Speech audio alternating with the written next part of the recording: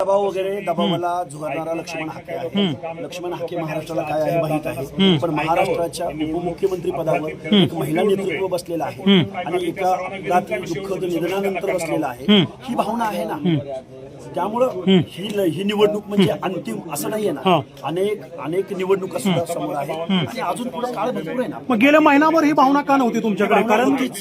कारण तुम्ही थेट पवारांना चॅलेंज करत होता. गेले महिनाभर तुम्ही सांगत होता की सर्वसामान्यांना दुःख आहे, आम्हाला नाही. मग तुम्ही आज माघार का घेताय?